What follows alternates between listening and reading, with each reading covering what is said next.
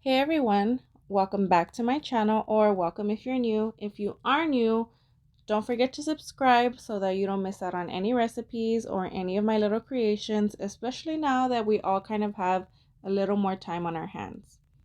So, as you can see, today I'm going to show you guys how to make these Belgian waffles from scratch. Not from the box, from scratch. I had to step up my game because my mom makes everything from scratch, and what kind of child would I be if I kept bringing those box mixes into the house? So anyways, guys, if you want to learn how to make these bad boys, keep on watching. So to put these together, you're going to need 1.5 cups of all-purpose flour. I threw some cinnamon in there. That's totally optional. 2 tablespoons of granulated sugar, 1 tablespoon of baking powder, half a teaspoon of salt, 1 1/4 cups of buttermilk, half a cup of vegetable oil, and 2 eggs separated. So take the yolk from the egg white. Go ahead and mix that flour and cinnamon in if you decided to add in cinnamon. And from here, you're basically going to throw in all of your ingredients except for your egg whites. Put those in a separate bowl and keep them to the side. I also threw in some vanilla extract into the egg yolks. That's also optional. Sorry, I'm like tripping over my words. The vanilla extract is optional. You don't have to do that, but I put vanilla in everything. And I just had some egg yolks left over. I didn't want to waste them. So go ahead and take your whisk and give that a good mix. You can also use a handheld mixer, but I wanted to do everything by hand this time. You know, just because not everyone has hand mixers or stand mixers. But just make sure you get all those lumps out. Don't be afraid to mix. You won't mess this up because that's when the egg whites come into play. So mix it all up, get all of those lumps out.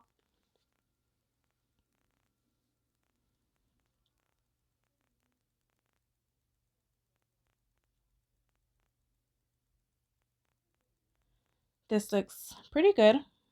So go ahead and get your egg whites. Take that whisk, a clean whisk, a dry whisk, make sure there's no water on it. And you're going to whisk these up. As you can see, they're starting to get frothy. This is kind of a long process, so if you want to go ahead and skip ahead to when it's done, then go ahead and do so. But I went ahead and left it as is so that you guys can see the different stages. You may think that nothing is happening to your egg whites, but trust me, guys, just keep on going and whisk away. As you can see, they're getting a little frothier. And this is when you can call in somebody to come and help you, because I'm not going to lie, I was breathing real hard on this part, you guys. I'm glad I decided to do a voiceover because I had some breathing going on here. I think I'm breathing hard now just watching myself. What a hypochondriac. So I called in, oh no, not yet. But you'll see in a bit that I called in Carlos because I was doing some serious whisking. But you can see they're frothing up more. They're a little thicker. Just keep on going.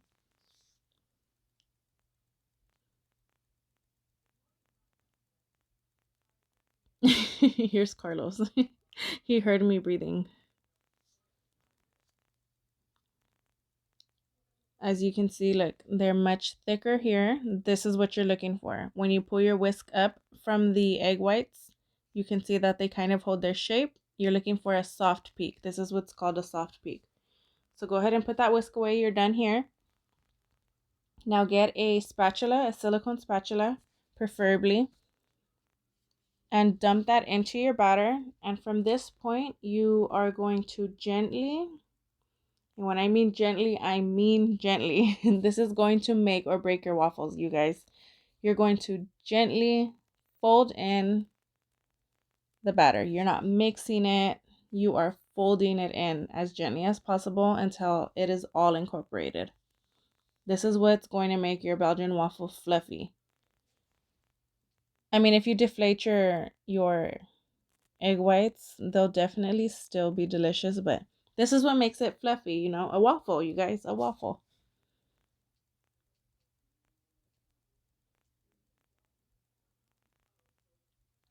Every time I do these voiceovers, I literally give myself anxiety because I'm scraping down the bowl and still leaving stuff on the sides. Am I the only one that does that?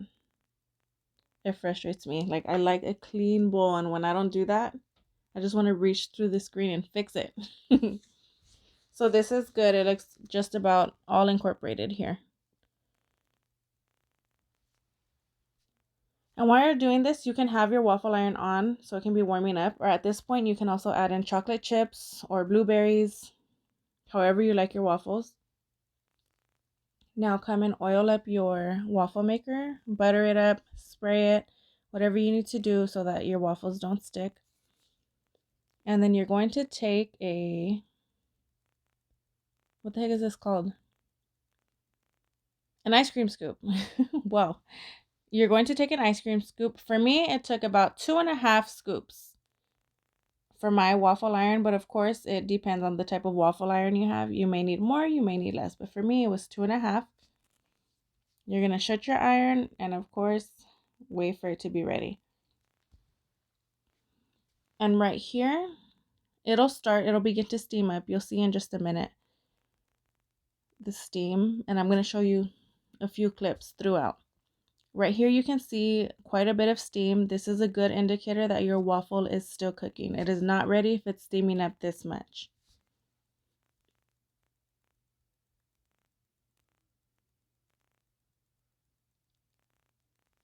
Right here, you can see there's barely any steam coming out, and that means your waffle is pretty much done.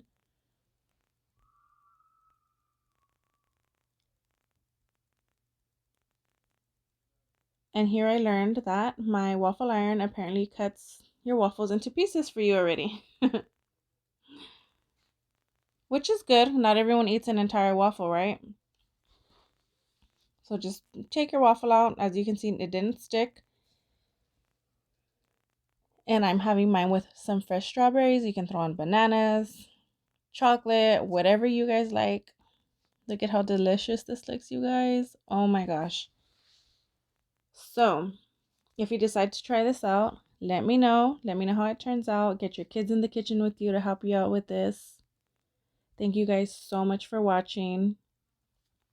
Let me know what you'd like to see next, and I will be happy to post for you guys.